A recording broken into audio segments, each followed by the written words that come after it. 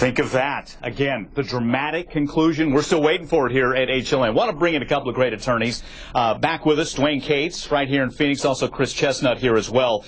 Again, 8 men, 4 women deciding. Let's hit on something. And Chris, I think you mentioned this. I'll get your take, Dwayne. A lot of people say that they can vote for the death penalty, but to actually do it, a little more difficult. And that's got to weigh in Jodi Arias' favor, right, Dwayne? It does. In reality, you know, signing your name to a piece of paper that means the death of another individual is an extremely emotional and extremely tough decision for jurors to make. However, in this case, it might be a little easier because Jodi Arias gave them permission to do it in that interview. Boy, that interview, we keep coming back to that. Chris, one of the hopes for Jodi Arias, I'd imagine, is hoping that she can connect with that jury, right? I mean, she spent 18 days on the stand, and you know that was part of the defense's strategy to keep her up there, that maybe at the end of the day, they won't authorize death.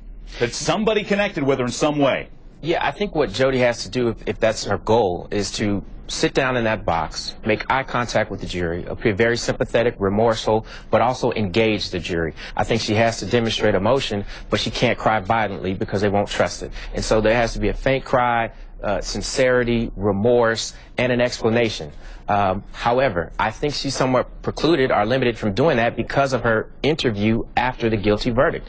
So she's pretty much committed to a strategy that I don't think will work in her benefit. The jury's already said by convicting her of premeditated murder that they think she's a liar and a murderer. And so now the challenge is for the jury, what message do we want to send to the public? As guardians of this community, what message do we want to send? Do we want to send a message of if you commit crimes of this nature, we're going to give you life, or we're going to send you to the death penalty? I think that's where we are with this jury. Hey, you know, Dwayne, between what Chris said and what you're saying, it sounds like a real tightrope that Jodi Arias has got in front of her here. I mean, you show remorse, but you can't say sorry because you'd mess up an appeal. Your emotions, they might not believe you. You might tick them off again. You certainly don't want to offend Travis Alexander.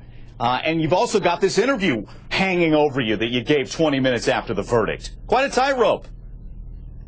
Not just that interview, but all the interviews that she gave on national TV, she's got to live with. She's got to live with the fact she told the jury that there's no jury that would ever convict me, you know. And so she has got an incredibly tough time. And I was talking to Jean Casaros just a little while ago, and I told her I wouldn't put Jodi Arias up. I wouldn't have Jodi say anything. I would just put her mother up, because a mother begging for her child's life is a very powerful thing.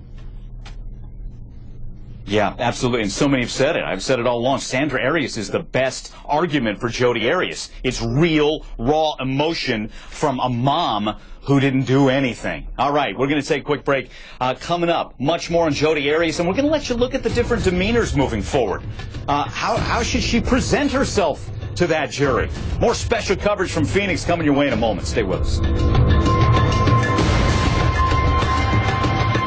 With Angie's List, I save time, money, and I avoid frustration. You'll find reviews on home repair to healthcare, written by people just like you. You want to be sure the money you're about to spend is money